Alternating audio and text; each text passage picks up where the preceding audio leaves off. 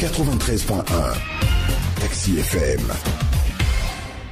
Presse cette semaine et autour de la table Fioclou à Danglenou, le patron du journal L'Enquêteur, Acha Ibrahim, le patron du journal Temps Nouveau. On sera rejoint tout à l'heure en studio par Ambroise Mondio du journal The Guardian et Joël Lega du journal Fraternité. Nous reviendrons sur l'actualité politique avec les discussions politiques qui se précisent chaque jour avec le comité préparatoire qui multiplie les contacts et harmonise les points de vue pour une sortie de crise réussie.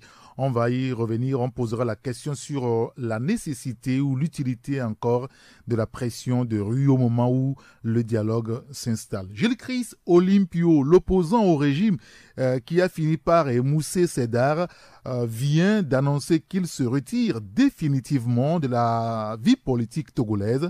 L'entourage évoque le poids de l'âge qui empêche Gilles Chris Olympio de peser sur la vie de son parti. On gardera de lui le combat contre le père Gnassingbé Yadema et l'union avec le fils Faure Gnassingbé. Gilles Chris Olympio quitte la scène politique et demande à Faure Gnassingbé d'écouter le peuple et de ne pas se représenter en 2020. On va en parler, bien sûr. Sur Taxi FM, l'info roule. D'abord, les journaux qui sont dans les kiosques ce matin, il y a le confrère Forum de la semaine qui titre sur la rencontre technique à Ouaga sur l'initiative de Madame Sika Kaboré, lutte contre le cancer dans l'espace Yumoa, l'état des lieux et perspectives. Vous lirez l'article dans le journal. Sokodé, au lendemain de sa visite, le président Faure Gnassingbé annonce des mesures d'apaisement. L'article est découvert dans le journal. Et puis, une école partie en fumée dans la région de la Kara. Le confrère revient sur le sujet. Les détails, c'est dans le quotidien Forum de la semaine. Le quotidien Liberté maintenant. Bientôt la fin du premier mandat de l'OTR. Les promesses sont-elles au rendez-vous? Un bilan sans complaisance s'impose, écrit notre confrère. Des conseils d'administration et de surveillance aux membres bizarres, note le journal. Crise politique, situation à Sokodé, les tweets hypocrites et l'émotion sélective de Faure Gnassingbé. Un groupe d'écrivains et d'auteurs du Togo adresse une lettre ouverte au chef de l'État. Vous lirez l'article dans le journal. Malgré le déficit de personnel, le CHU Campus se sépare d'une trentaine d'infirmiers. C'est ce que révèle ce matin notre confrère Liberté. L'article est découvert donc dans le journal. Il y a le bi-hebdomadaire L'Alternative, crise togolaise, diplomatie. Macron discute du Togo à Abidjan et Accra. Les détails sont dans le journal. Mobilisation populaire après la pause, la reprise. Les FDR, un an après, le confrère revient également sur le sujet, puis sur l'importation des produits pétroliers et pillage à grande échelle qui protège le clan Adjakli. C'est l'interrogation du billet hebdomadaire L'Alternative ce matin. L'autre billet hebdomadaire, c'est l'Union pour la patrie, dans le Tchaoudjo pour lancer la FAMETA, écouter et appeler les populations au calme. Une pierre, trois coups pour Faure Gnassingbé, écrit le confrère, et le gouvernement qui prend d'importantes décisions pour apaiser Sokodé. Vous aurez des informations, plus d'informations, je vais dire, dans le billet hebdomadaire L'Union pour la patrie. Et puis en faveur des élèves et étudiants, après des années de sommeil et des réformes récentes, les championnats scolaires et universitaires, Guy Madier Lorenzo remet ça.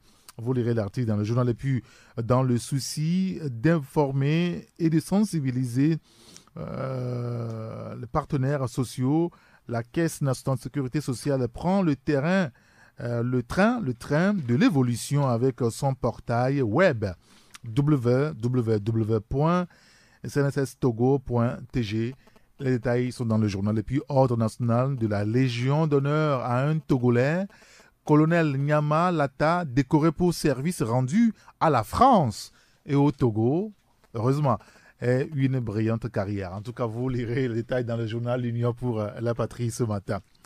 Lettre de la COSA Coopération Égypte-Togo, lancement de construction d'une ferme agricole moderne à Lamatessi. Les détails sont à lire dans le journal. Et puis pour plus de performance, les services en ligne de la Caisse nationale de sécurité sociale opérationnel.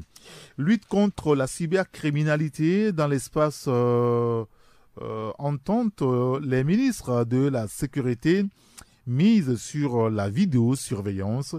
Les détails à lire dans le journal. Lettre de la cause et puis accusation de corruption en international.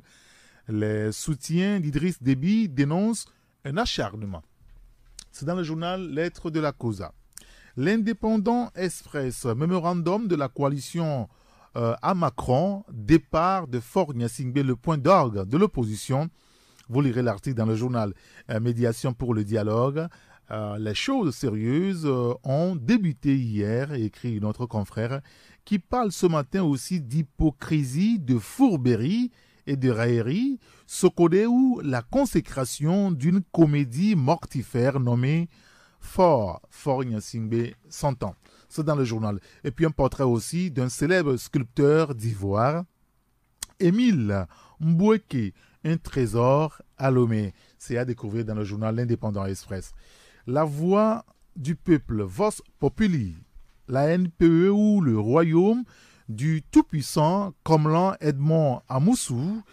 Les détails sont à lire dans le journal. L'esclavage en Libye est-il différent du volontariat togolais? Conditions de vie inhumaines des volontaires nationaux au Togo. Les détails sont à lire dans le journal.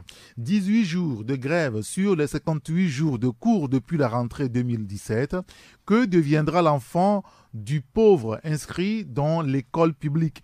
C'est l'interrogation du confrère. Et puis, alors, pour trouver du boulot à la LCT, c'est l'information que le confrère La Voix du Peuple nous donne ce matin. Pour trouver du boulot à la LCT, il faut 500 000 francs CFA pour avoir l'emploi. Donc, usage de faux documents également. Alors, que devient la société d'esclavage de la belle-sœur du DRH Sassou et Clou? Vous lirez l'article dans le journal La Voix du Peuple. Et puis, le confrère qui nous renseigne également que pour jouir du projet PUDC géré par le PNUD au Togo, il faut parler le Wolof. Ça, c'est à lire dans le journal Vos Populi, La Voix du Peuple. Et le dernier journal ce matin avec nous, c'est le Médium Économie. C'est parti pour 14 jours de fête foraine à Lomé. Le confrère fait allusion, bien sûr, à la 14e foire internationale de Lomé. Politique encore, les retombées du déplacement de Faure Gnassingbé à Sokodé, de nouvelles mesures d'allègement. Vous lirez l'article dans le journal. Et puis, le Premier ministre Selom Klassou, dans ses œuvres, au lieu de s'attaquer aux problèmes des enseignants, le Premier ministre Selom Klassou préfère papoter avec la Miss Togo 2017. C'est ce que le confrère Le Médium a relevé ce matin. Et donc, dans les kiosques, vous avez, outre le journal Le Médium, vous avez le journal Vos Populi, L'Indépendant Express. On a le journal L'aide de la Causa, L'Indépendant Express, on l'a dit, Union pour la Patrie, l'Alternative, le quotidien Forum de la Semaine et le quotidien Liberté. Taxi Presse. Taxi FM. C'est une fenêtre ouverte sur l'actualité d'ici et d'ailleurs.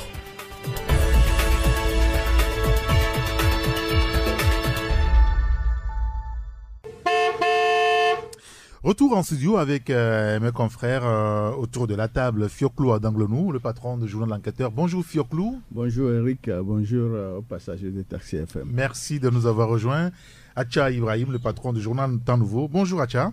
Bonjour Eric et bonjour aux auditeurs et auditrices de Taxi FM. Joël Lega aussi est avec nous. Bonjour Joël. Bonjour mon frère, bonjour tous ceux qui nous écoutent. Son micro marche, très bien. Ambroise, merci d'être là, bonjour. Eric, bonjour, bonjour chers confrères, bonjour tout le monde. Et on va commencer par l'information qui vient de nous parvenir il y a une quinzaine de minutes. Gilles Chris Olympio qui quitte la scène politique. Il a annoncé ce matin devant la presse. Le patron de l'Union des forces de changement a annoncé se retirer définitivement de la vie politique togolaise. Son entourage évoque le poids de l'âge qui l'empêche finalement de peser véritablement sur la vie du parti. On aura gardé de lui beaucoup plus le le combat contre le père, Gnassingbé Yadémon, et l'union avec le fils en 2010, Faure Gnassingbé. Et l'autre point essentiel à retenir, c'est que Gilles-Christ Olympio demande à Faure Gnassingbé d'écouter son peuple et de ne pas se représenter en 2020. Quel est votre premier sentiment, Fioclo, à l'écoute de ces informations provenant de notre correspondant de ce côté-là?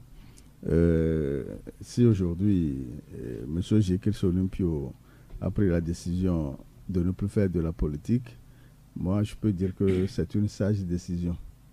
Une sage décision parce que depuis 2010 à ce jour, il n'a plus son aura, compte tenu de l'alliance qu'il a signée avec le RPT en 2010. Et dans son parti, il y a un peu de cacophonie. Entre-temps, il a pondu un communiqué pour garder la neutralité pour ses militants. Mais le groupe des jeunes a sorti un autre communiqué pour dire d'adhérer aux marches. Ce qui veut dire qu'il n'a plus la même mise sur le parti. Et si le bureau a bien constaté qu'il n'a plus la même mise sur ce parti, on peut dire ici qu'il a fait un bon choix. 80 ans, aujourd'hui, Jésus-Christ ne semble plus avoir sa lucidité d'antan, lui qui était de tous les combats politiques, qui a pourchassé le grand général, qui ne l'aimait pas du tout. Après son décès, 5 ans après, Jésus-Christ qui devient l'ami de Faure Gnassingbé. Pour certains, c'est fini. Il aurait dû s'arrêter depuis lors, Joël. Il aurait dû s'arrêter, pourquoi pas?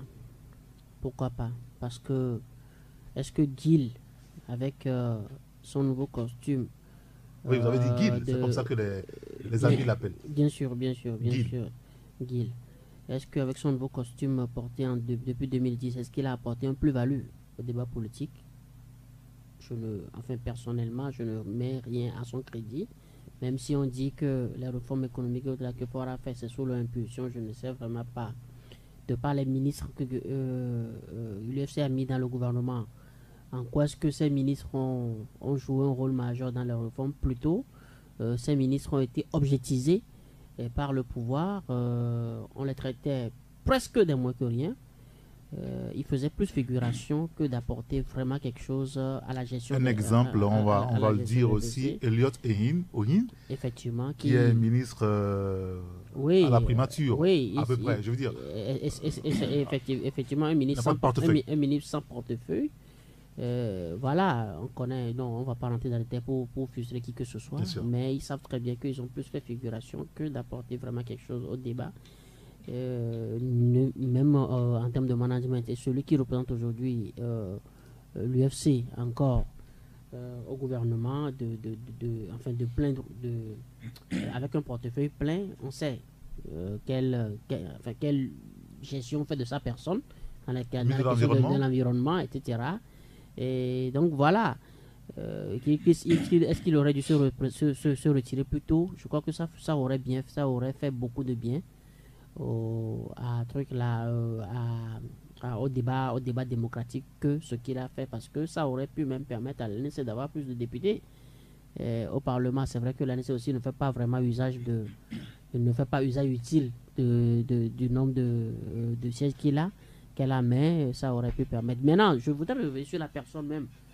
Gilles Christ, son parcours politique. Moi, c'est depuis 98, on était très jeunes. Quand moi, à son retour, on a été parti l'accueillir, quand il était tout entièrement encore un mythe. On était parti l'accueillir à la frontière. Quand, très jeune lycéen à l'époque, moi j'avais déjà compris qu'il n'avait pas les éléments nécessaires pour remporter la victoire. Il pouvait remporter dans les urnes, mais il n'avait pas les moyens pour dégommer les éléments, pour conquérir le pouvoir. Et donc, il ne fallait même pas participer à cette présidentielle. Moi, c'est selon moi, parce que c'était du pragmatisme. Mais quand il a annoncé à Terrain Vito que non, je vais utiliser le patois Agouedigo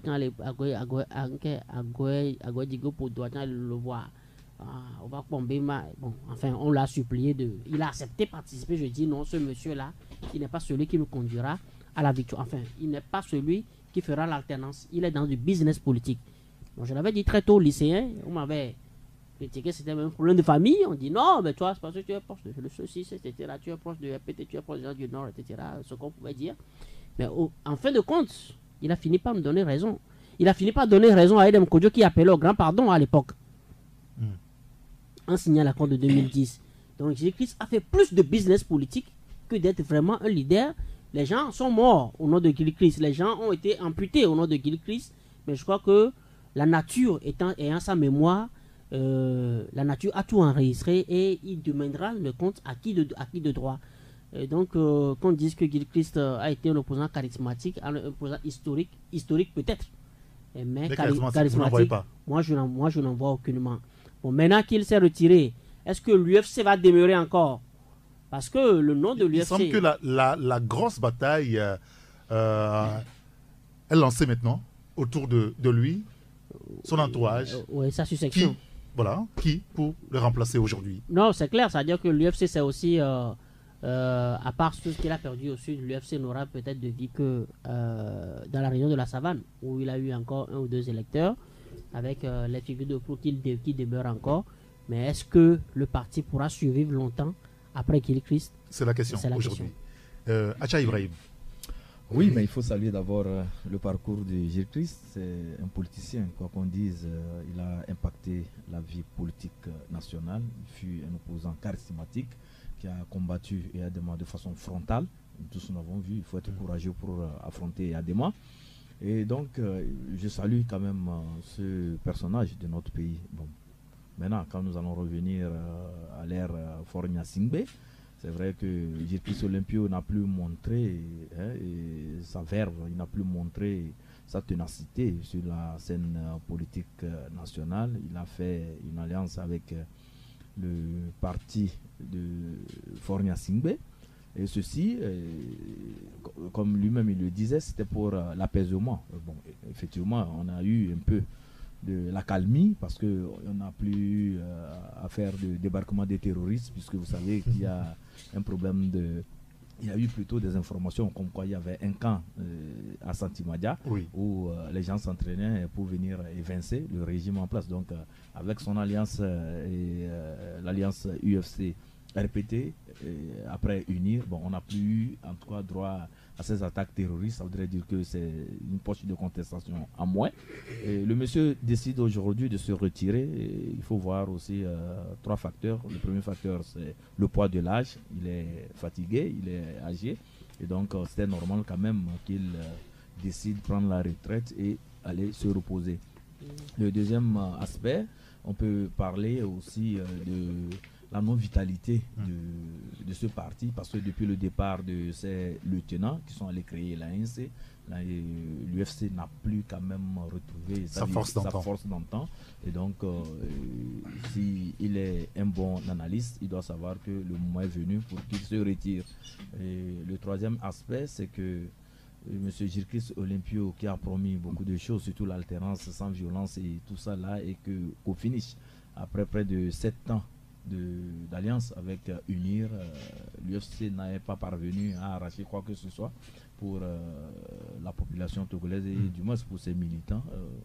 Il va de soi qu'après ce constat d'échec, qui se retire et pour qu'il laisse la place à d'autres personnes de pouvoir s'essayer, de pouvoir relever les défis et éventuellement repositionner l'UFC qui est devenu presque entre griffes une coquille vide, comme ces lieutenants d'antan l'avaient dit.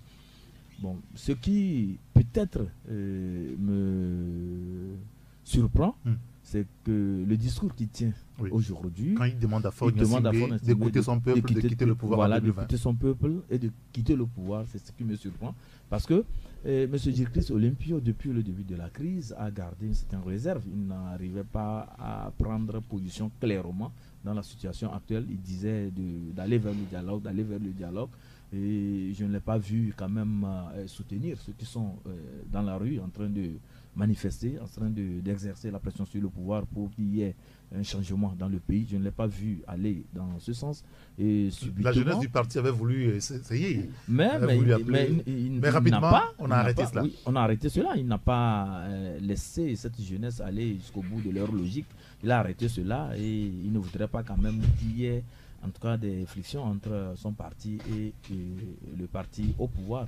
Donc il voulait tout faire pour aménager ses partenaires politiques. Je veux parler des tenants du pouvoir aujourd'hui et il a été toujours dans cette logique. Mais maintenant qu'il veut quitter, il veut mettre, comme les Ivoiriens le disent, un peu du sable dans la tchéquée de ses successeurs.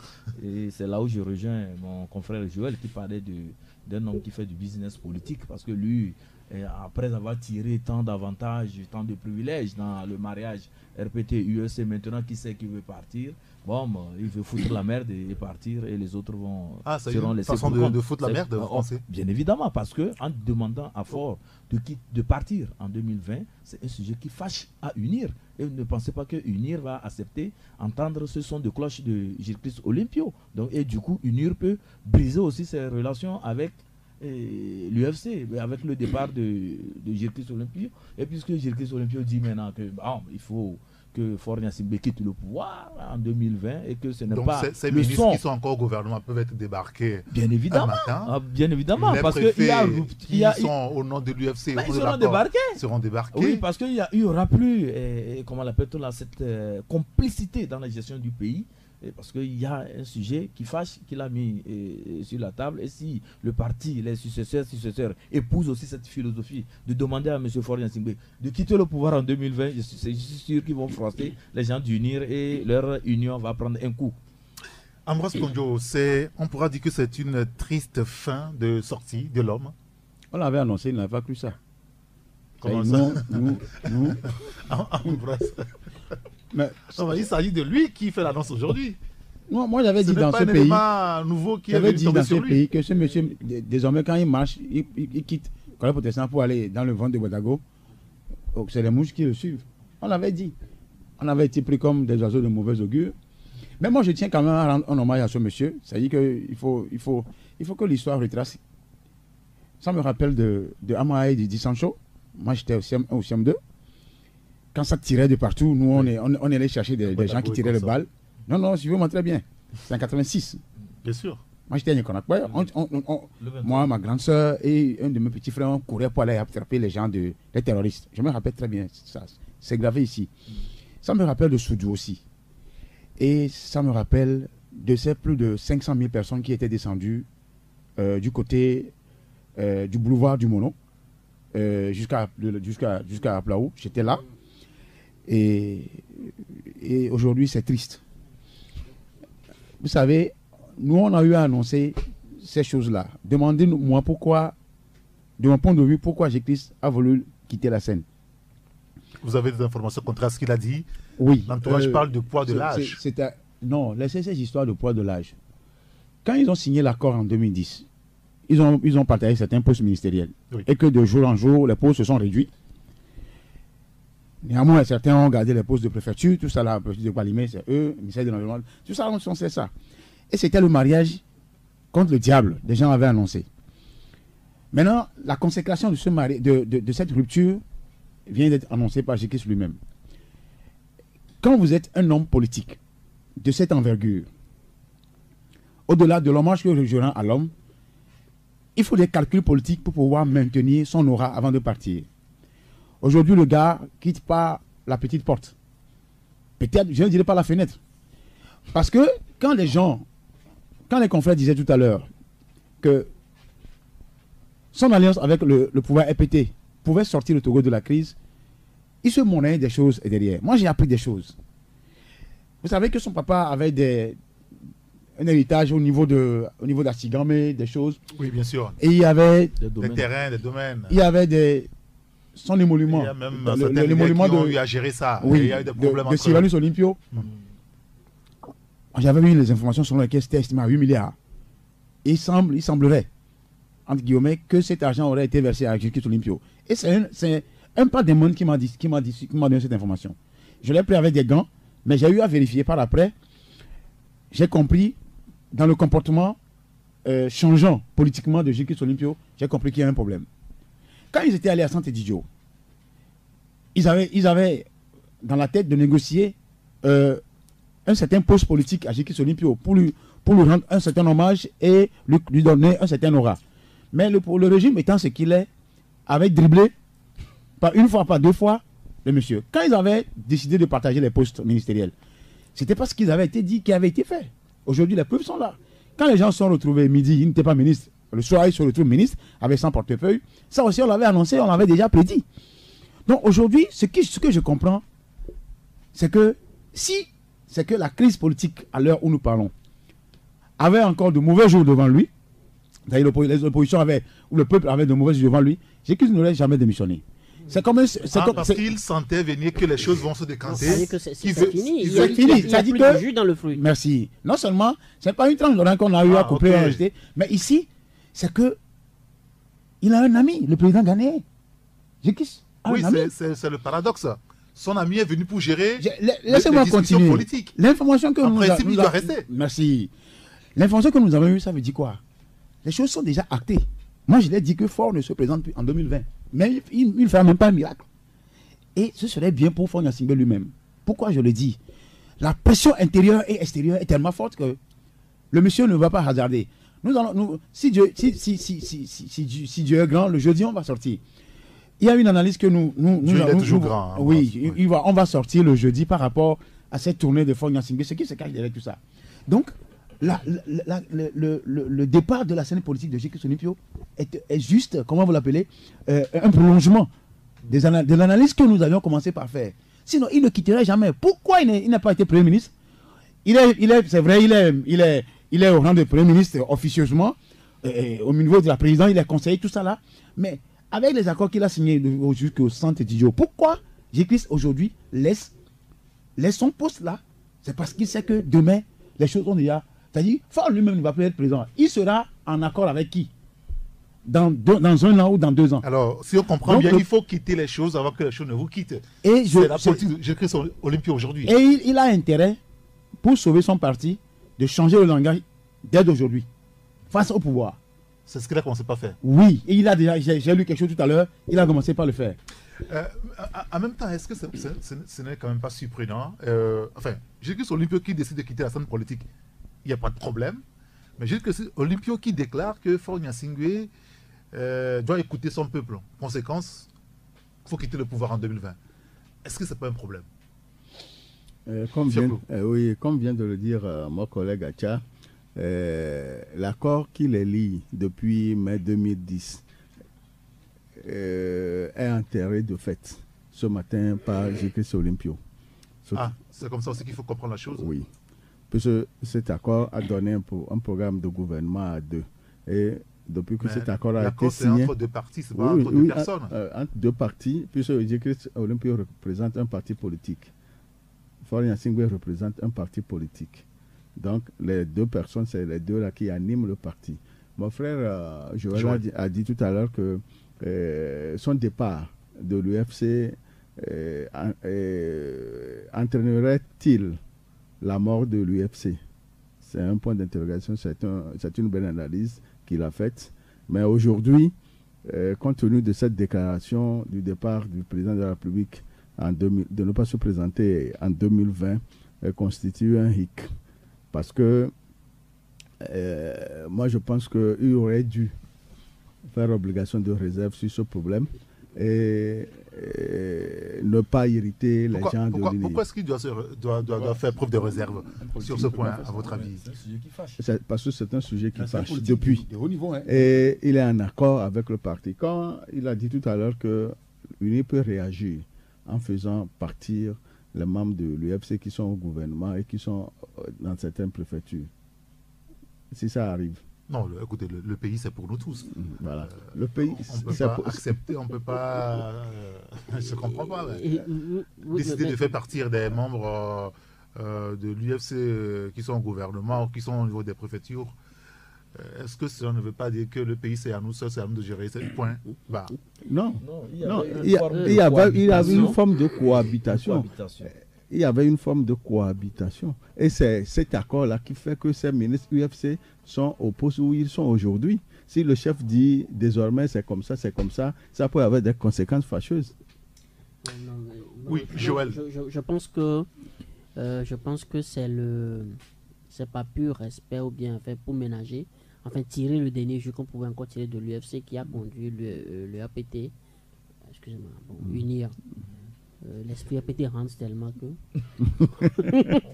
qui a conduit unir à concéder encore des portefeuilles aux ministres, à des ministres relevant de l'UFC, parce que l'accord ne s'étend pas jusqu'à 2015. En 2015, il y a eu une nouvelle échéance électorale, le fort a été réélu sans avoir besoin de l'UFC, donc bon, je ne vois pas. Donc maintenant, moi, je veux... Néanmoins, les ministres de l'UFC ont continué pas à travailler.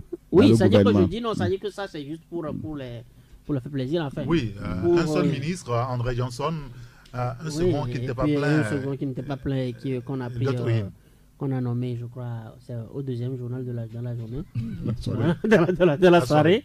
Il aurait pleuré.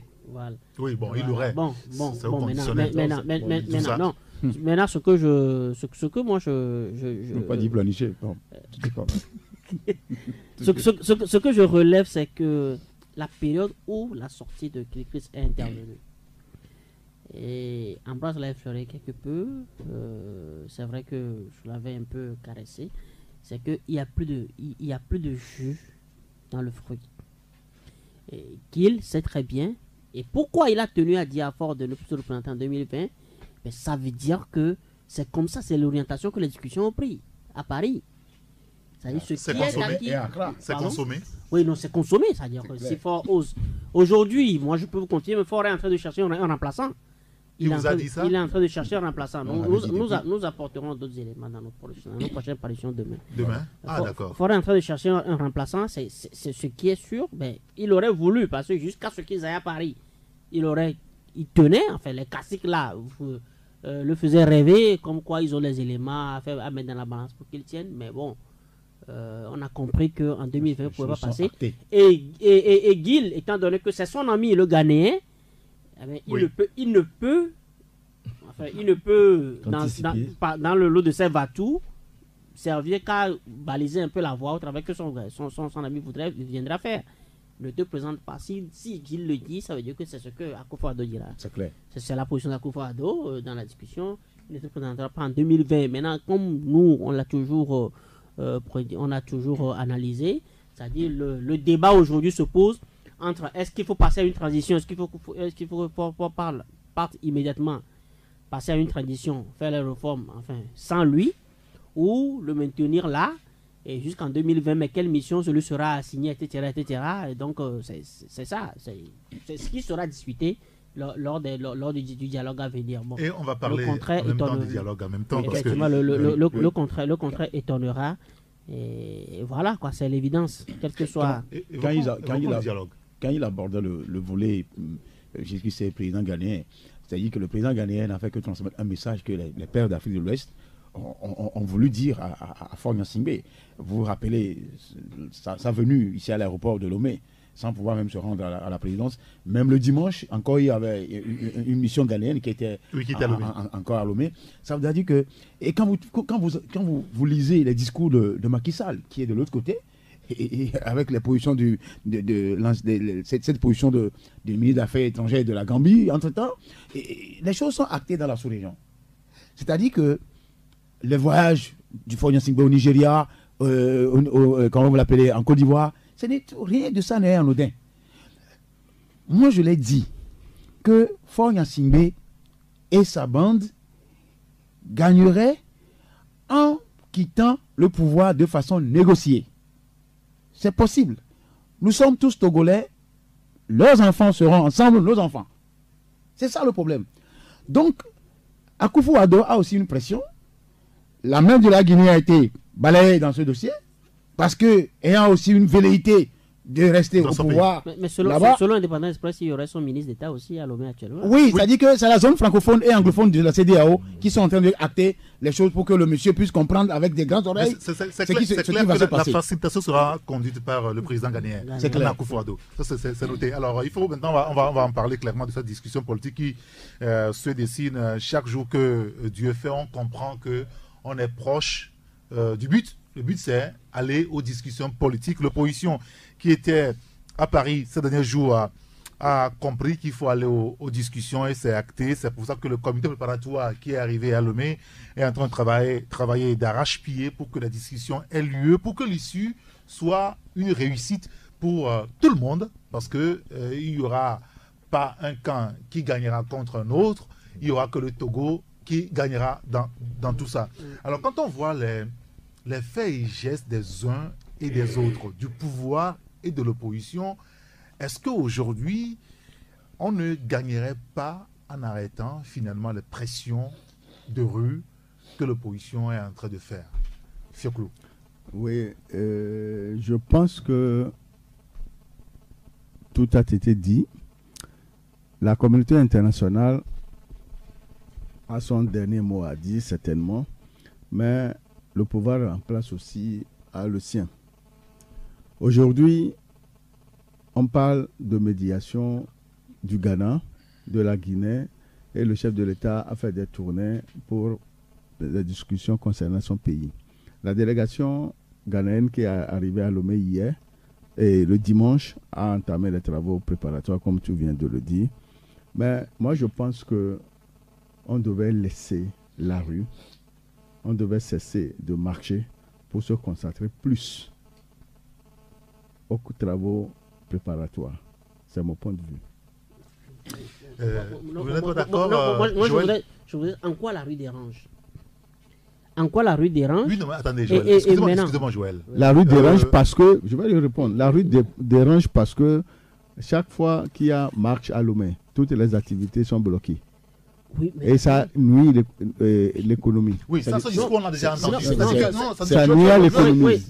Depuis le 19 août dernier, il y a eu des manifestations qui se sont enchaînées depuis lors. En fait, 3 mois et demi environ qu'on est dans la rue. On porte un message. Le retour à la Constitution, le vote de la diaspora, l'amélioration du cadre électoral, libérer les détenus. Et visiblement, ce message a été entendu.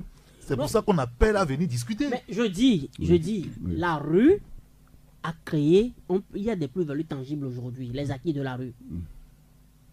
Les réformes qu'on a refusé de faire en 2014. Mais quand on a marché le 19, on a annoncé une marche le 26 pendant que UNIR dit eux aussi vont marcher. Mais expressément, on a pris le décret pour demander la limitation du mandat. Oui. Hein? Oui. Et pourtant, on pouvait le faire quand un confrère proche du pouvoir dit non, que quand le pouvoir a vu 2 morts à Sokodé le 19 août, on a pris rapidement le décret. Je dis voilà l'esprit. Voilà comment les gens conçoivent le débat. Voilà comment voilà comment les gens raisonnent. C'est-à-dire qu'on souhaite toujours le pire avant de s'exécuter. Mais la rue, quand la rue dérangeait autant, on est parti prendre des décrets comment vous l'appelez, cadabrantesques pour dire, enfin, un ministre a osé, comment vous l'appelez, prendre le contre-pied d'une loi. Mais la rue, à la loi de manifestation publique. La rue a fait sortir les États-Unis, l'ambassadeur allait dire au président du Parlement, laissez les gens manifester librement, on n'a pas voulu. Enfin, le 5 octobre, on a laissé les gens manifester, mais on n'a pas voulu, le 10, on a pris le communiqué là, mais c'est de l'extérieur, on a dit non, retirez enfin cette posture-là, on ne veut plus voir les milices, laissez les gens marcher. Mais la rue a permis également de lever l'état de siège. On va venir tout à l'heure sur l'état de siège qui a été levé hier. Sur ce côté. La rue parce qu'on n'avait pas annoncé avant. La rue a permis tellement d'obtenir tant de choses que aujourd'hui l'opposition dit non. Mais cette option qu'on avait prise, liée la pression à la négociation, mais ça marche, donc on met la pression. Je ne sais pas si la rue ne dérange. Pourquoi est-ce qu'on ne veut pas que les gens marchent? Mais laisser les gens marcher, c'est les gens qui renoncent à leur activité. Et là, moi j'ai été choqué la fois dernière quand un confrère qualifié dit non, que quelques personnes sont mises dans la rue et puis on veut contraindre le pouvoir à plier.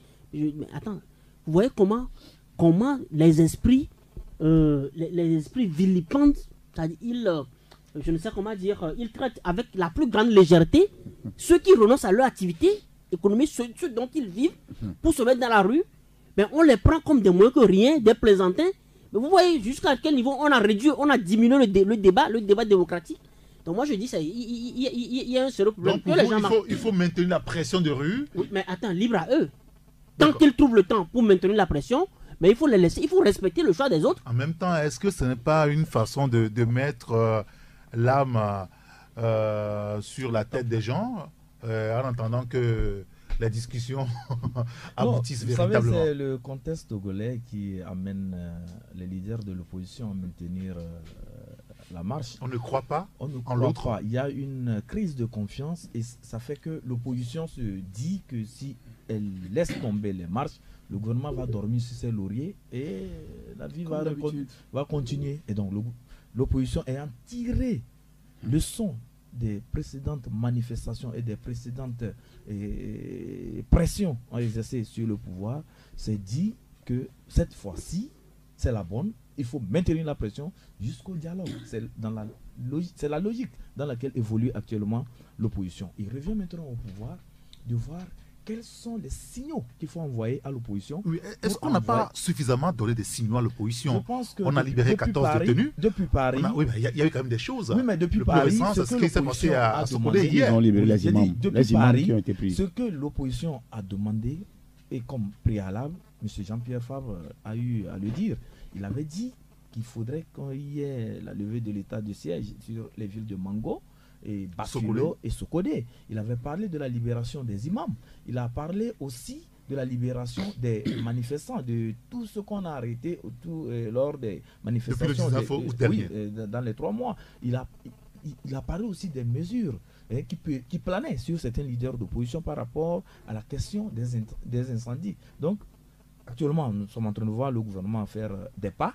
Peut-être que l'opposition va estimer que ce ne sont pas des pas assez décisifs, ce ne sont pas des mesures assez suffisantes pour, en tout cas pour lui donner peut-être le sentiment que le régime veut vraiment aller vers les négociations. Et donc, si ils maintiennent la pression, s'ils maintiennent les marches, c'est de bonne guerre. C'est peut-être leur façon aussi de dire au régime que faites des pas décisifs et nous aussi, nous allons voir ce qu'il faut faire. S'il faut mettre de l'eau dans notre vin, nous mettrons de l'eau dans notre vin pour qu'ensemble, on aille sur la table de négociation en position de force et non en position de faiblesse. Parce que l'opposition aussi, elle laisse les marches aujourd'hui unir, ou bien le pouvoir va penser que bon, ils sont affaiblis et c'est fini. Quand ils seront sur la table de négociation, vous allez voir comment ils vont se regarder. Mais s'il y a la pression, on sent qu'il y a aussi une force de l'autre côté. De la table, il n'y aura pas de sérénité. Non, il y aura de sérénité parce qu'il y aura équilibre de force.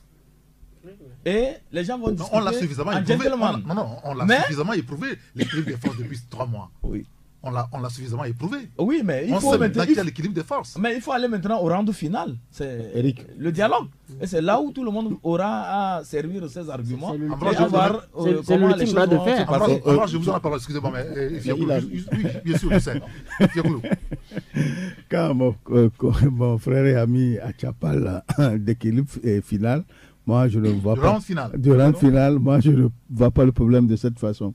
Pour ma part, je sais que il y a les travaux préparatoires.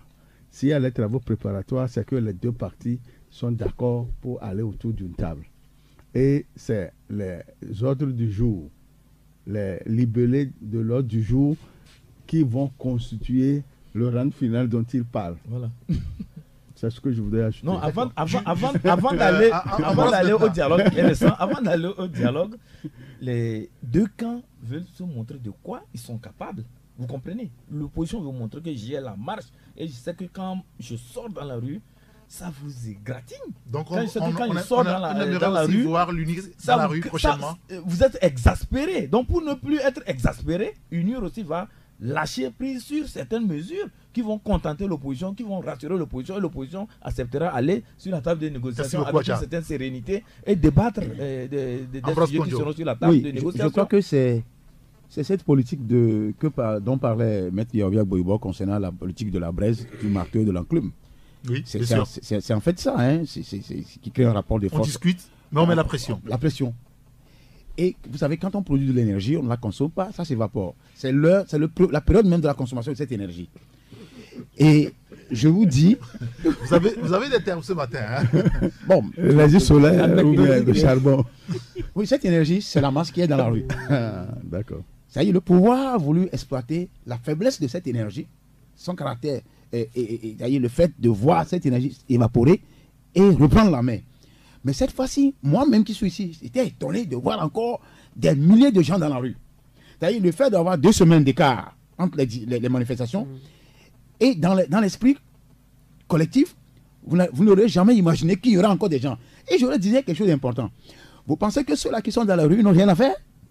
Et quand vous voyez les gens, c'est des gens responsables. Hein? Des mamans qui sont dans les marchés, des mamans, des gens responsables qui sont dans la rue, ils n'ont rien à faire. Donc c'est pour dire que si les marches, je ne souhaite pas que ces marches bloquent les activités, mais si ça peut bloquer les activités pour faire entendre raison ce pouvoir, je suis d'avis avec ceux-là qui pensent qu'il faut maintenir la pression.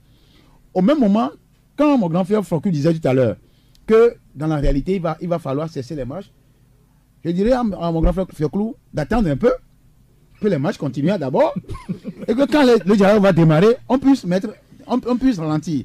Parce que il faut attendre le dialogue pour ralentir le dialogue, le rythme. Savoir ce qui sera inscrit à l'ordre du jour, comme il le dit, du fond du dialogue. Il ne faut pas nous amener n'importe quoi. Heureusement que les gens comme les Jékis se retirent même du lot. C'est les pourris, c'est les énormes pourris. Non. Je ne cite pas Jékis Olympio. Non, je n'ai pas dit que j'ai loin dit que vous toi de l'école Kamé. Oui, on n'a pas dit que vous les insultez. Non, et on va nous dire encore. Non, je lui dis que je rends hommage au monsieur. Mais il faut aussi dire ce qu'il y a comme vérité. C'est-à-dire, tu es au volontaire de l'école Kamé quoi. Et maintenant, s'il faut aller à ce dialogue, aujourd'hui, il ne faut pas faire du remplissage. Ça, je le répète, c'est ce que le pouvoir a toujours fait. Quand vous allez voir le PDS, c'est-à-dire que le dialogue qui réunit les acteurs sociaux là, on amène des cuivres, des gingembre, tout ça là-dedans. Ils n'ont rien à voir avec ça. Hein. Ils amènent ça juste pour jouer la figuration. Et on met en minorité, par exemple, la STT. Ça me rappelle ça. C'est ce qu'ils vont encore vouloir faire. Ici ils ont échoué d'avance. Ceux-là qui sont dans la rue, on les connaît. C'est 14 partis politiques. Togo Debout et autres sont de la société civile. Nous, les informations que nous avons font état de ce que la discussion qui se déroulera, c'est entre le pouvoir et ceux qui sont dans la rue, qui réclament les 14 partis politiques. Là, c'est bien. Et c'est logique. Si les choses évoluent à partir d'aujourd'hui, ça, on n'en sait rien. Mais avant, jusqu'à hier, l'information que nous avons... Ce qu'il faut espérer, c'est de la bonne foi du pouvoir. Parce que plusieurs dialogues ont été menés, ils ont mis au tiroir. Vous vous rappelez, en 2005, quand Faure Gnassingbé est venu, à travers les 3 coups d'État successifs, il semble qu'ils avaient négocié quelque chose avec Obasanjo, qui avait fait débarquer un avion pour voir. Je sais s'il dit non, on a peur de notre famille, tout ça là, il faut arranger tout ça pour un mandat. Le mandat venu, les gens n'ont pas obtempéré. Ils ont continué. Ils sont allés signer, comment vous l'appelez ils ont même oublié l'accord de 2004 signé avec l'Union européenne. Et ça a choqué les Blancs. Maintenant, ils sont venus à l'APG en 2006. L'APG n'a jamais été respectée. Vous voulez qu'on croie encore à ces gens-là? C'est ça le problème de l'opposition. Je pense que le maintien de la pression dans la rue doit faire réfléchir ces messieurs-là, de revenir à de meilleurs sentiments et de mettre un ordre du jour précis. Il ne faut pas qu'ils jouent à cette histoire. Quelques minutes, Barra le dit, comme quoi nous aussi on va faire... Non, c'est vous qui êtes en position de faiblesse aujourd'hui. C'est eux. C'est toi qui le dis. Hein. Non. Mais ils avaient le vent en poupe. Ils avaient une diplomatie qui avait le vent en poupe. Ils sont allés même jusqu'au comment vous l'appelez, ces pays d'Asie du Sud-Est là. Ducé a fait un bon travail. Tout ça là, c'est un château de cartes. C'est tombé à l'eau. Maintenant, il faut qu'il soit conscient. Et c'est un regret de Ducé. Hein, oui, moi je plains Ducé. Ducé a fait du bon. Il regrette. C'est un monsieur, quand tu l'appelles, il ne prend pas. Tu l'envoies un message, il ne répond même pas. Il doit le regretter aujourd'hui. Je lui envoie cette carte-là, comme quoi il a travaillé dans la diplomatie. Aujourd'hui, tout est à terre. Donc aujourd'hui, que les Tchao bon, je vais me garder de dire ça, bon, mais que les Tchao, les Bahara, que les Tchao, les Bahara, les Trimois, ils n'ont qu'à dire la vérité à Faure Gnassingbé. Ils n'ont qu'à faire profil bas, vous voulez dire. Et de discuter du réel pour qu'on sorte de la crise. Fioclo. Oui.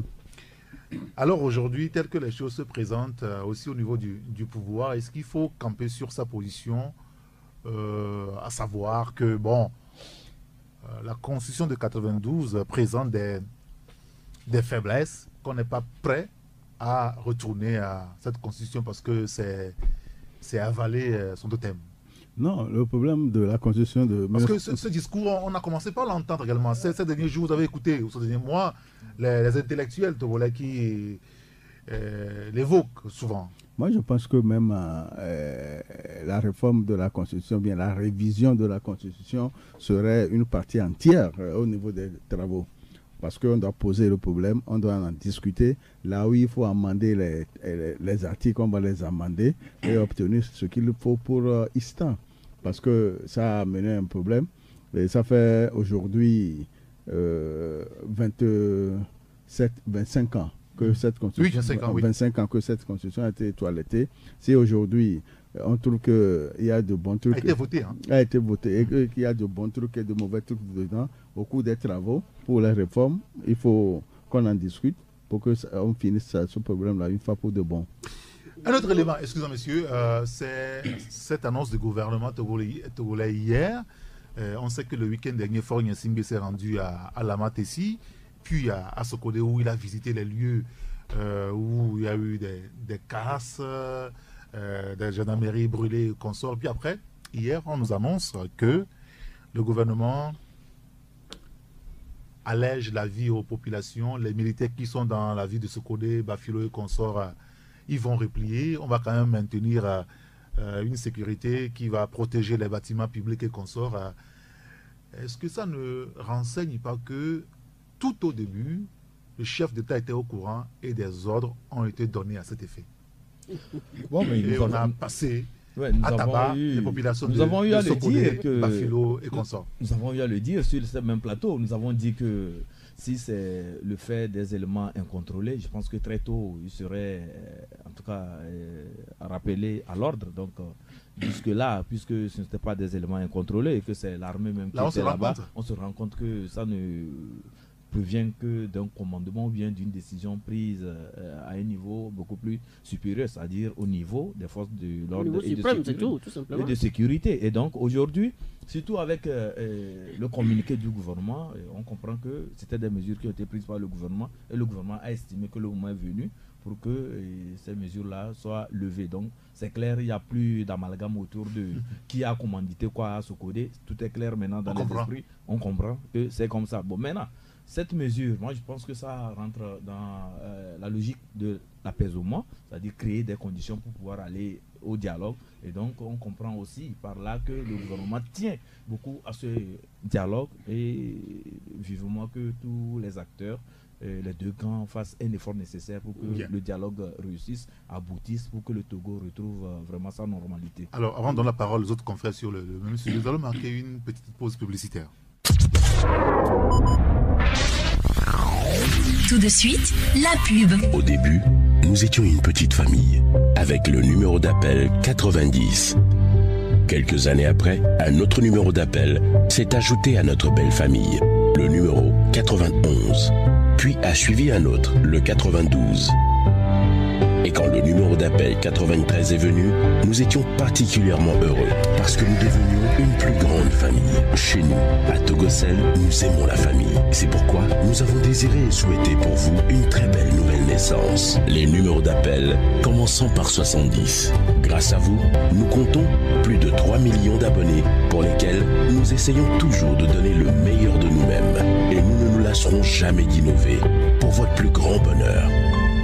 Togocel, le leader. Du 24 novembre au 11 décembre 2017, vivez la 14e foire internationale de Lomé au centre togolais des expositions et Fort de Lomé. Thème, le numérique au service des affaires. Plus de 1000 exposants et 300 000 visiteurs à ce grand rendez-vous annuel de promotion des affaires. Ne manquez surtout pas les rencontres B2B faites alors un tour sur l'application Foire Togo 2000, téléchargeable sur Play Store. La foire internationale de Lomé, foire de toutes les opportunités. Pour plus d'informations, consultez le site www.ctf.tg ou contactez le 00228 22 35 07 27 ou le 90 31 76 37. L'info pratique, c'est sur MC+ de Togocel. Le service MC+, c'est un accès simple et rapide aux meilleures blagues, aux news d'actualité, aux pharmacies de garde et à plein d'autres informations utiles. À partir de votre mobile, dans le menu message ou à partir du menu MC+ de votre téléphone ou encore plus simple, faites étoile 102 dièse et lancez l'appel. MC+ de Togocel, disponible 24h/24. Togocel, le leader. Retour des tubes dans un instant sur Taxi FM. Taxi FM. Taxi Presse.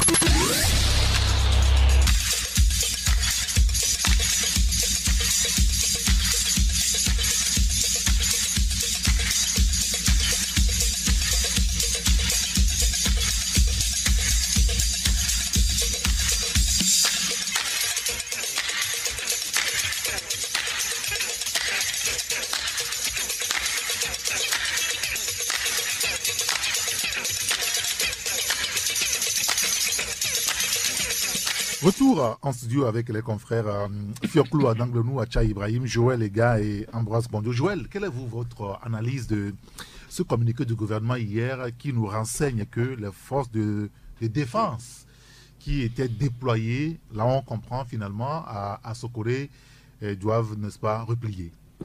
Oui, mais ça veut dire que la ville de Sokoré a été assiégée sous les ordres de fort.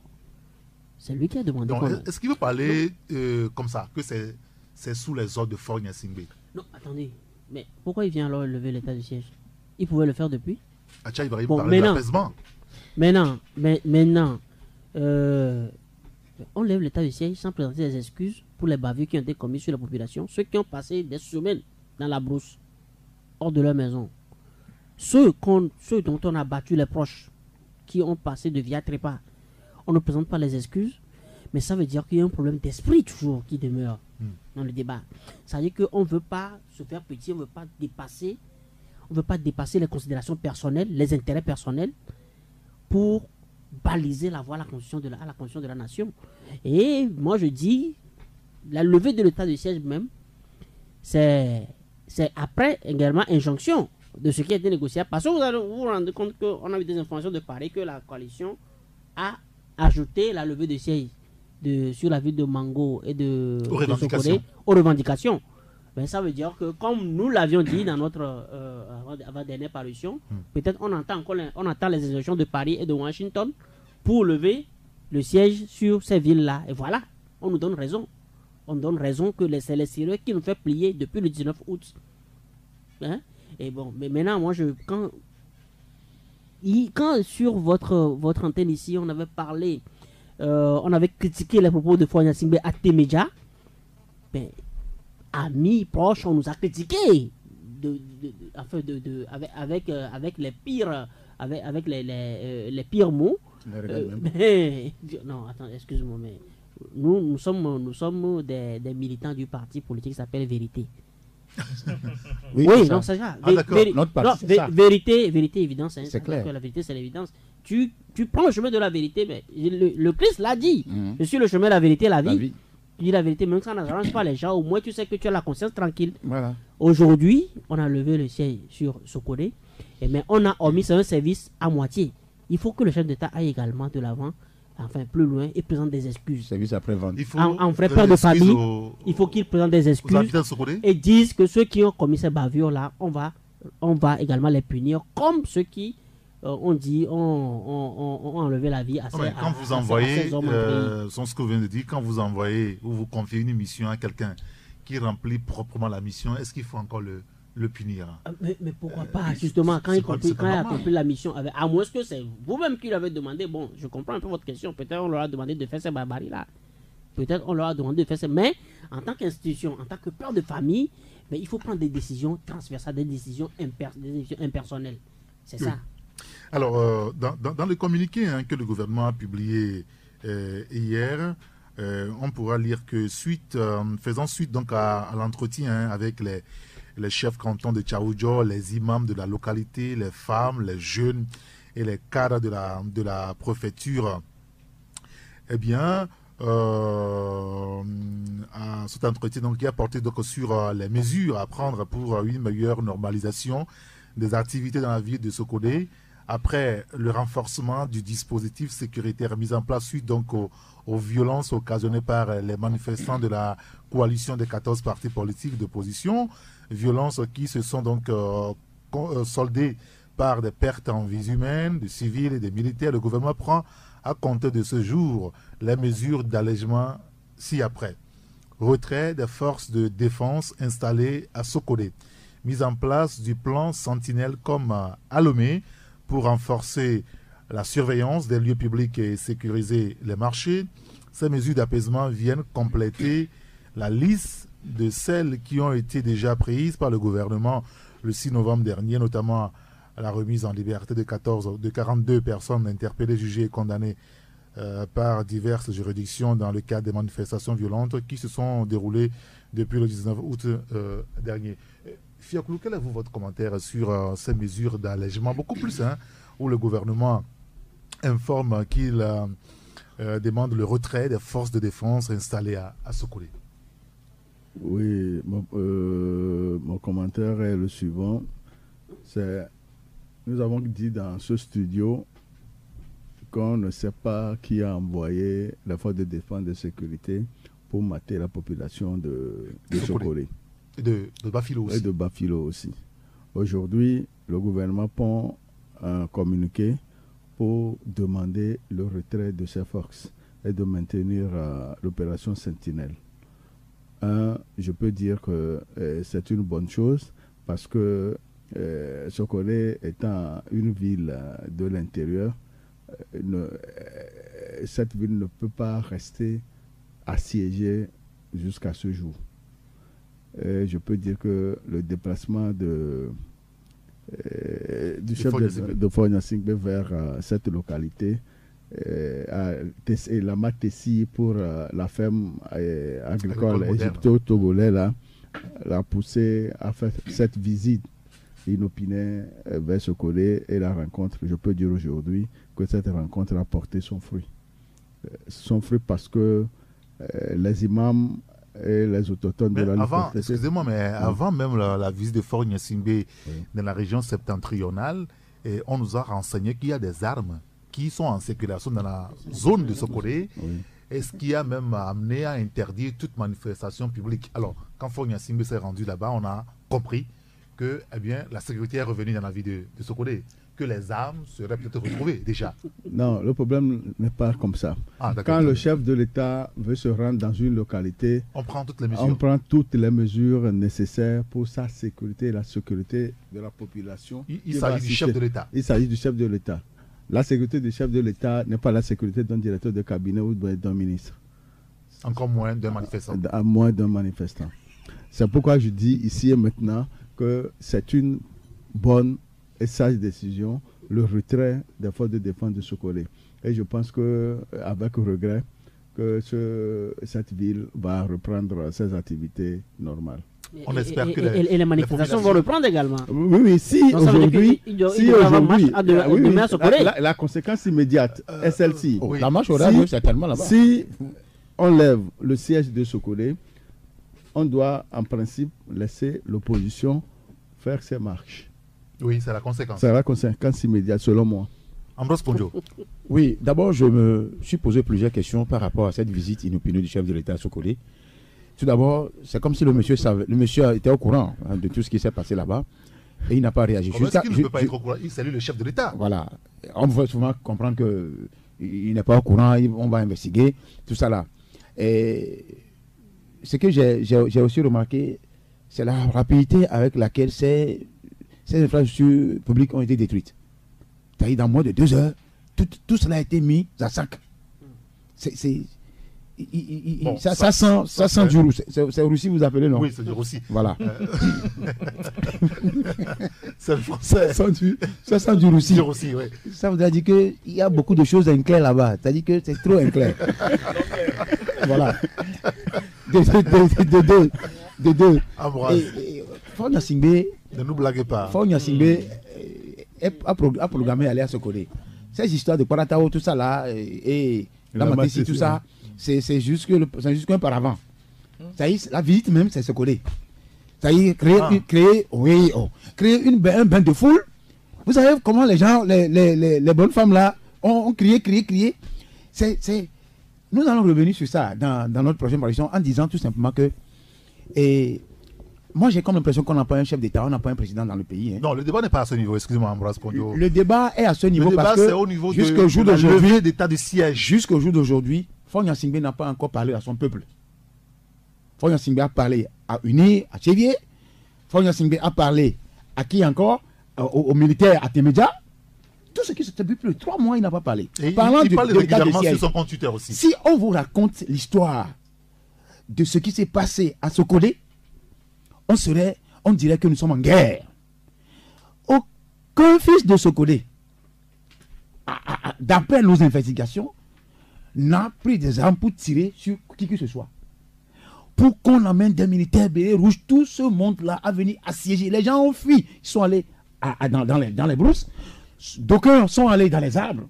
Et quand vous sillonnez la ville, plusieurs témoignages ont concouru en disant que vous allez voir des femmes, une femme qui est là à 100 mètres, l'autre peut-être à 300 mètres. Plus de jeunes hommes dans la ville. Et ça là, un président ne s'est pas excusé pour ça. Il vient après nous dire que maintenant que les militaires passent. Ça veut dire qu'il savait que les militaires sont arrivés pour mater les gens. Maintenant, quand on nous parle de sentinelle, comment cette histoire de sentinelle va se jouer? On le voit déjà à Lomé. On le voit à Lomé. Oui, si. Donc, est-ce que ça veut dire que les marches sont autorisées désormais? Fioclou évoquait la conclusion qui découle de ça. Parce que nous sommes dans un régime de déclaration. Parce que là, nous sommes dans un régime de déclaration, pas un régime d'autorisation. La manière dont ils ont contingenté la ville, comme nous sommes en Corée du Nord, ou nous sommes dans une ville comme dans un pays comme la Birmanie, moi, ça me choque. Et ces images-là ont sillonné tous les pays du monde. Aujourd'hui, ce qu'il faut retenir de tout ça, c'est que c'est peine perdue. Nos amis avaient pensé que les choses devaient ralentir pour qu'ils reprennent la main. Mais aujourd'hui, ils seront étonnés encore de voir des gens dans la rue à Sokodé, à Bafilo, pour nous dire que ces projets-là qu'il est allé inaugurer, ces projets-là n'étaient pas programmés depuis longtemps. C'est en cette période-là que ces programmes-là ont été projetés ou programmés pour qu'il aille faire l'inauguration. Ça veut dire que ce qui me choque, c'est que Faure Gnassingbé ne fonctionne pas comme d'autres chefs d'État que je connais dans la sous-région. Les gens ont crié pour un référendum au Mali. 2 semaines après, le président a fait un discours, il a arrêté ça. Mais ici, j'ai l'impression qu'on n'a pas un président qui écoute son peuple. Donc, ma foi... Un président qui écoute son peuple fait quoi? Un président qui écoute son peuple, qui est conscient d'être élu par son peuple, réagit par rapport au déshydratat du peuple. Il ne l'a jamais fait. Si c'est 10 personnes, vous imaginez que même des villes qui n'ont jamais marché, à Zaou, à Nero, ont marché. Toutes les villes ont marché. Tablikbo, tout ça. Si c'est 2 personnes par ville, déjà c'est un problème. On a comme l'impression qu'on banalise les marches. Cette fois-ci, ce ne sont pas les marches qui se faisaient. Ici, c'est des marches qui ont gagné toutes les villes et l'extérieur du Togo. Mais il n'a qu'à prendre la mesure de la chose, tirer les conséquences. Bien. Messieurs, merci beaucoup. Je vais passer à un dernier sujet. Oui, mais allez-y. Non, c'est par rapport à Sokodé. Il faut dire que M. Faure Gnassingbé a changé sa façon de gouverner le pays, c'est-à-dire il va à l'encontre de la population. Nous avons toujours dit qu'il a été bunkérisé par la minorité pieuse et maintenant il comprend que cette minorité l'avait pris en otage. Il faut maintenant aller directement vers le peuple parce que c'est le peuple qui l'a voté. Ce sont les populations qui l'ont voté. Les populations ont fondé espoir en lui. Ils veulent voir certaines choses. La façon dont le pays sera gouverné, je pense que maintenant Faure a compris, il va au contact de cette population pour créer une certaine proximité. Je pense que si il continue cela, et ça peut amener quand même à comprendre certains problèmes qui se posent à cette population et pouvoir y trouver des solutions pour relancer notre pays. Mais au-delà de ça aussi, il faut voir ce que Sokodé a enduré. Est-ce que cette population de Sokodé est prête à revenir, c'est-à-dire à aimer encore la formation politique du chef de l'État. Donc voilà un travail qui sera vraiment très ardu sur le terrain pour M. Atchadédi. Son simple sourire ne va pas ramener les gens à aimer unir rapidement là-bas, mais son sourire légendaire ne va pas l'amener. Il doit mettre du sien, il doit faire un travail de reconquête et de remobilisation de la population de Tchaoudjo autour de unir. C'est un combat que je vois très ardu. Et s'il prend son sourire légendaire, comme le disait Joël, et ajoute certaines actions de proximité et de charme, je pense que peut-être il pourra relever le défi. Et surtout, il faut qu'il n'oublie pas que il y a quand même toujours des gourous là-bas et qui peuvent lui rendre la tâche très difficile, mais c'est un homme de principe, c'est un stratège. Je pense qu'il saura trouver la panacée qu'il faut pour refaire vivre, unir à Tchaoudjo. Avoir la foule à Sokone lors de son passage là-bas le samedi dernier, je peux répondre à Acha en disant que ce n'est pas la grande messe, mais il y a quand même une foule. D'accord. Juste avant peut-être le dernier sujet que je projette, qu'on en débatte, vous avez parlé mercredi dernier, Joël, des forces armées togolaises. Ce débat, on l'a mené la semaine dernière jusqu'à hier à peu près. Est-ce que l'armée togolaise est-elle loyaliste ou républicaine? Il faut comprendre. Qu'est-ce qu'il comprend par républicaine et loyaliste? Non, mais attendez. Il a traité du sujet. Laissez-moi. Il a traité du sujet. On perd des secondes. L'armée républicaine, c'est l'obligation que la Constitution leur fait. Maintenant, loyaliste, bon, ça dépend de tout ce qu'il met dans loyaliste, parce que loyaliste, c'est un terme qui vient souvent quand la nation est fissurée. Quand la nation est fissurée et vous prenez faire cause pour celui que vous estimez représenter la loi. Et c'est un terme qu'on utilise souvent quand il y a des guerres civiles. Et nous remarquons que dans le langage que ceux qui parlent au nom de cette armée-là utilisent aujourd'hui, ils n'utilisent plus le terme loyaliste. Et bien ça veut dire que quoi? Que comme un de leurs porte-parole, un des porte-parole du pouvoir l'a dit, si jamais ça brûle, nous allons choisir celui qui en notre sens représente la loi. C'est ça. Ça dit que c'est ça. Et c'est un terme qui doit faire frémir. Mais comme l'a dit le professeur Wolu dans son appel lancé à la droite de l'armée, l'article 21 d'abord leur fait obligation de ne pas exécuter un ordre quand on leur demande de faire des bavures, parce que l'article 21 dit clairement que vous serez poursuivi même si vous l'avez fait sous l'ordre de quelqu'un. C'est-à-dire que la responsabilité civile ne vous protège plus. On vous poursuit individuellement. Et à plus forte raison que l'article 58 même parle c'est également de leur obligation d'œuvrer à l'unité nationale. Mais je peux toujours dans son message, parce que je n'ai pas eu le temps de le lire tout dernièrement. Je peux toujours dans son message, ils ont des neveux et autres. Moi, on l'avait dit sur cette antenne. Le petit là, que Fort a choisi de qualifier, d'appeler par le pronom démonstratif ce. Il a dit ce petit. Mais le petit là, quand on remonte bien, il a un oncle qui fait partie des hommes entrayés.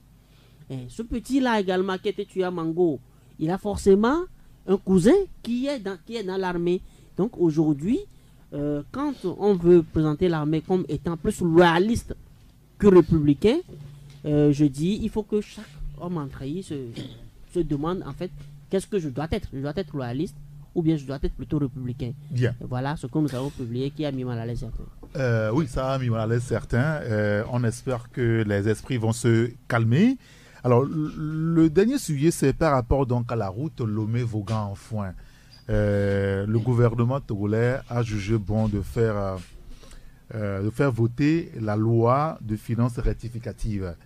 Et au terme de cette loi, nous remarquons que le gouvernement togolais mettra de nouveau l'argent du contribuable dans la construction de la voie Lomé-Vaughan-Anfoin sans qu'on ne nous dise les responsables du gaspillage de 26 milliards de francs CFA qu'on a déjà injecté dans la construction de cette infrastructure routière. Est-ce que c'est un problème aujourd'hui? Fioclou? Oui, il est vrai que le marché des travaux de la voie Saint-Joseph-Vaughan devait être fait par SECO et BTP et dans les normes dans l'espace de 2 ou 3 ans. Malheureusement, plus de 4 ou 5 ans, cette voie n'a pas été faite. Oui, vous savez ce qui est arrivé. On a débloqué 26 milliards sur les 36 et la portion de route qui devait être faite n'a pas été faite. Et au cours d'un contrôle de routine, parce que l'entrepreneur demandait le dernier décaissement de 10 milliards. Et c'est là où le ministre de l'économie et des finances d'alors, M. Ayassor, a refusé à la banque Damon parce que c'est un préfinancement. Damon manque de débloquer les 10 milliards restants. Et c'est ce qui a amené la cessation des travaux. Ou l'arrêt. Et ou l'arrêt des travaux, où il est clair aujourd'hui que l'entreprise à qui on a confié les travaux n'a pas respecté les normes. Et d'après le dossier, moi, j'ai dit et je dis toujours que c'est la faute à celui ou bien à ceux qui ont attribué le marché à celui-là, parce que dans les appels d'offres, à part les offres financières, il y a les offres techniques. Et c'est les offres techniques qui déterminent les matériels en disposition pour effectuer les travaux en question. Or, tel n'a pas été le cas, parce qu'il a été dit à l'Assemblée nationale que les fonds ont servi à acheter les matériels pour les travaux, ce qui n'est pas normal. Alors aujourd'hui, on va réinjecter l'argent dans la construction de cette infrastructure routière. Oui, moi je peux répondre à ça pour la dernière question en disant que si on remet l'argent du contribuable dans les mains de cette entreprise chinoise, moi je pense que les travaux iront à terme. Et ça va dans l'intérêt du pays. Oui, ça, ce n'est pas encore un problème. Donc, oui, ce n'est pas un problème. Ça fait plusieurs milliards qu'on a injectés pour la construction d'une route. C'est pourquoi j'ai dit très tôt que la route Lomé-Vaughan est une route politique. Parce que tous les arguments qu'on nous sert pour justifier l'arrêt des travaux ou bien la lenteur sur ce tronçon, c'était des arguments qui ne tenaient pas la route. Tantôt, on nous fait savoir que l'argent a été débloqué et que c'est l'entreprise a utilisé cet argent pour aller acheter de matériel. Monsieur Fioclou nous disait que dans la constitution même du dossier d'appel d'offres, il y a l'offre technique qu'on présente et c'est au vu de cette offre technique qu'on vous attribue le marché. Donc voilà, cet argument ne tient pas. Le deuxième argument, on nous a dit que c'était le ministre Nyofam même qui l'a dit, que les travaux ont commencé et ils ont remarqué qu'il n'y avait pas d'exutoire. Ils n'ont pas prévu d'exutoire sur le tronçon, sur le chantier. Et donc, ils se sont dit non, il faut arrêter. Et que dans moins de 4 mois, c'est ce qu'ils avaient dit aux députés, la route sera faite. Nous étions là jusqu'à décembre, la route n'a pas été faite. Ça voudrait dire que ça aussi, c'est tombé. Après, on nous dit qu'on a amené des Chinois, que les Chinois vont faire un très bon travail. Et que ça a été lancé. Et à l'époque, un de nos confrères disait que quelqu'un a porté les lunettes noires. Il était sur le chantier. Que quand vous voyez, vous êtes en face de quelqu'un qui porte les lunettes noires, pendant que vous êtes en train de travailler sérieusement, il faut savoir que la personne n'est pas fiable. Après. Et effectivement, la personne n'a pas été fiable parce que la route n'a pas évolué. Et aujourd'hui, on nous dit encore qu'on va injecter de l'argent là-bas. Vous comprenez combien de fois on injecte des milliards sur cette route qui n'aboutit pas? Sur la même route. Sur la même route. Et ça n'aboutit pas. Donc voilà ce que je dénonce toujours dans ce pays. La malgouvernance, le problème de la corruption. C'est ça qui nous crée des problèmes dans ce pays. Je pense que si le président Faure Gnassingbé décide aujourd'hui d'aller dans le sens de la traque de ces kleptomanes, de ces voleurs de la République, les choses vont évoluer dans ce pays. Chacun trouvera vraiment gain de cause de la gestion de notre patrimoine commun. Je pense que c'est ça. C'est la lutte contre la corruption. Et M. Faure Gnassingbé, je pense que pour reconquérir le cœur des Togolais, il doit aller dans ce sens. Parce que les gens ont pillé l'argent du pays, que ça fait du mal à la population. La petite route là qu'on devait faire, qui devait desservir Vaughan et peut-être booster les activités économiques, on a encore pillé les choses et c'est mis à genoux. Mais ça ne va pas là-bas. Et dans d'autres villes, c'est pareil. Il y a eu des projets pour pouvoir booster l'activité agricole. Les gens ont pillé, ça fait que les paysans sont restés, des fois même sans engrais, des fois même ils sont là-bas, on dit il y a des intrants. Bon oui, sans intrants. On a dit même qu'il y avait des QXAT, c'est-à-dire des semences améliorées qu'on devait donner, et des paquets qu'on devait donner aux paysans pour pouvoir lutter contre la pauvreté et autres. Mais nous avons été surpris, il y a des préfets même qui ont pris ça. Vous comprenez? Pour faire quoi avec? Mais pour lancer leur agriculture, un préfet a besoin de ça. Allez défouiller, c'est des énormités qui se passent dans ce pays. Il faudrait que M. Fornetier tape du poing sur la table pour arrêter cette corruption, parce que ça nous fait trop du mal dans ce pays. Non, lui-même il est dedans. Mais qui va taper? Comment lui-même il est dedans? Mais qui est le chef de la gouvernance au Togo? C'est lui. Mais ça fait combien d'années il est au pouvoir? Ça fait 12 ans, plus de 12 ans. Mais est-ce qu'il n'est pas au courant que tout cela se passe? Il ne l'a pas dit dans un discours. Non, il a parlé de la minorité. Il est au-dessus de la... Non, il voudrait dénoncer cette minorité. Je pense que maintenant, le moment est venu pour qu'il tape la compréhension La compréhension que moi j'ai de la bonne gouvernance au Togo, c'est de piller les ressources de l'État. Non, ça c'est pas une c'est-à-dire gouvernance. Une bonne gouvernance pour ceux qui gouvernent, c'est-à-dire c'est de se proposer à gérer un projet et de piller le maximum. Donc je vous dis aujourd'hui que ils ont fini. On parle de la route, hein? Je parle de route. D'accord. Ils n'ont plus rien à donner là. Ceux-là qui sont au commande de Togo là, ils n'ont plus rien à donner. Les preuves sont là. Les ministres sont là. On les a lynchés pratiquement verbalement. Ils sont toujours là. On ne les a jamais délogés. Et les Français qui sont là pour le nuire là-bas. Ils sont toujours là. Les non-femmes, ils sont nombreux là-bas. Oui, d'accord. Les gens ont cité des noms. Qu'est-ce qu'on a fait? On les a envoyés à la justice. Comme quoi, on parle de Lomé en Fonbogan. Aujourd'hui, les réalités sont là. Les 30 milliards qu'on avait débloqué au départ. 26 milliards. 26 milliards plutôt. Où se trouve l'argent là? À qui va rendre les comptes? On n'a rien dit à personne. Le fonds chinois. Il faut rendre les comptes. On a dit que les Chinois aussi devaient venir avec Exim Bank. Les gens traînent des cuisines derrière. On refuse qu'ils rendent des comptes. Mais on ne peut pas gouverner un pays comme ça. Ils sont à terme, ils n'ont qu'à partir, c'est tout. Non, non. On n'est pas là pour dire qui de partir ou de ne pas partir, Ambroise. Je suis vraiment désolé. C'est pas ça notre boulot. Excusez-moi, non, attendez. C'est notre boulot aussi. Parce que quand on est un journaliste, qui a quelque chose qui ne va pas, on analyse. Qui dit on analyse, mais on propose. Oui. C'est ça. Il faut les faire partir. Non, la proposition, c'est de lutter contre la corruption. C'est ce que nous faisons. D'accord. Joël, les gars. C'est ce que nous faisons. Quel pays, dans quel pays nous sommes? On se calme, nous sommes au Togo. Petit rectangle. Je pense que. Joël, les gars, maintenant. Non, je pense que tout ce que les confrères ont dit ici se résume en un seul mot, la culture de la redevabilité. La redevabilité, est-ce qu'aujourd'hui, dans le système de gouvernance, dans notre système politique, qu'est-ce qu'on a fait de la redevabilité? On parle des élections locales, personne ne s'en occupe, mais quand vous prenez même les structures de gestion des projets à la base, quand on parle des CDQ, quand on parle des comités villageois de développement, oui. Là, ils rendent compte à qui? À personne. Mais je pense que c'est Faure Gnassingbé, quoique il ait redonné le souffle, enfin économiquement, il a redonné un peu le souffle au pays, mais en même temps, il a détruit ces efforts-là en refusant de demander des comptes. En refusant de demander des comptes, moi je parle toujours. Donc, on ne rend pas compte aux populations. Je prends toujours le cas de père de famille. C'est que ce père de famille là où tu injectes de l'argent, aller faire telle mission, aller faire ceci.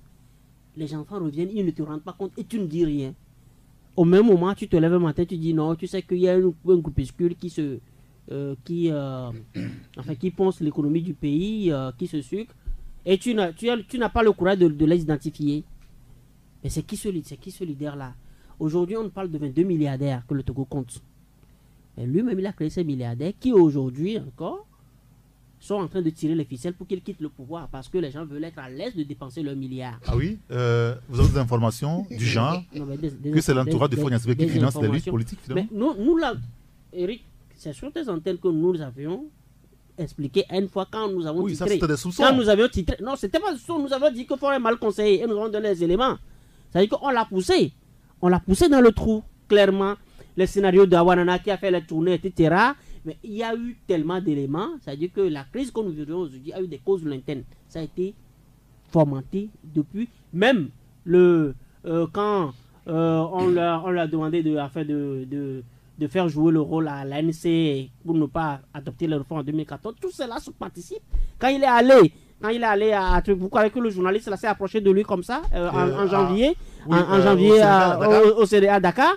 Non, mais ça veut dire que son mal vient de son entourage, son mal vient de son manque de leadership. Cette incapacité à dire non. C'est ça. Cette incapacité à dégommer celui à qui tu as confié. Mais il y a des amis de Fonya Singbe dans le gouvernement. Et notamment, on les a enlevés. Pourquoi on les a enlevés? Juste parce qu'il a confié les sous. Mais les gens se sont dit, ok, comme c'est un monsieur, il est complaisant, il ne demande pas, il ne tape pas de poing sur la table. Les gens ont mis l'argent par devers eux. Et la seule chose qu'il a trouvé, c'est de les enlever sans leur demander, mais ramener l'argent ou bien venez rendre compte. Mais quand vous le cautionnez, moi je dis, il a détruit quelque part le pays parce qu'il n'a pas réussi à construire des valeurs. Quand vous construisez la richesse, vous construisez les valeurs à côté pour que les gens fassent une bonne gestion de l'argent. Pour un père de famille, vous avez pour réaliser un empire pour vos enfants, vous ne leur dotez pas de valeurs, mais ne soyez pas étonnés que de votre vivant, tout c'est cool. Il y a une commission qui a mis en place. Oui, mais la commission a mis combien de temps pour le mettre en place? Vous avez vu le nombre de mois qui a séparé, qui a décalé entre la prise de ce décret-là au Conseil des ministres pour mettre en place maintenant la commission. La commission fait quoi jusqu'ici? Bon, la commission fait quoi jusqu'ici? Oui. Mais c'est aussi ça. Ça veut dire que quand vous n'êtes pas prêt à quitter le pouvoir, vous ne mettez pas dans votre esprit l'éventualité de quitter le pouvoir, vous êtes obligé de cautionner les voix, ces faits-là. Bien. Non, je ne vois pas la chose. Je ne vois pas la chose de la chose. On a 2 minutes. Il faut 1 minute à chaque 1 minute. Il faut reconnaître que certains que le président Faure a responsabilisés ne l'ont pas servi et n'ont pas du coup servi le peuple. Ils se sont montrés. Ils se sont servis. Je peux dire qu'ils se sont servis et ont posé des actes trop négatifs. Bien. Oui, moi je disais que l'analyse que faisait mon confrère Joël, c'est vrai que le chef de l'État n'a pas tapé du poing sur la table à temps. Mais quand vous analysez un peu ces faits, il voudrait avoir un arsenal juridique avant de procéder vraiment à la traque de ces kleptomates et de ces voleurs. Parce que il y a eu, par le passé, il y a eu certains de ces collaborateurs qu'on a débarqués. Et les gens ont pensé à un règlement de compte et les gens ont amené le problème sur le chemin politique. Attends pour un instant. Du temps derrière, il y a l'arsenal juridique, c'est quoi? C'est le nouveau code pénal qui intègre les nouvelles façons de détournement, qui intègre aussi la corruption comme un délit.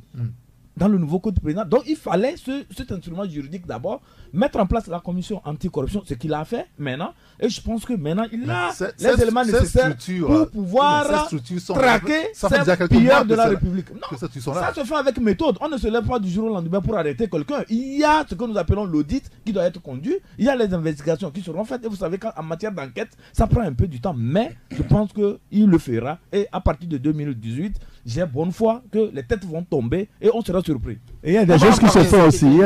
Merci beaucoup. À demain. 10, 9, 8, 7, 6, 5, 4, 3, 2, 1. Vous écoutez Taxi FM. Musique, sport, information. Toutes vos passions sont forcément sur Taxi FM.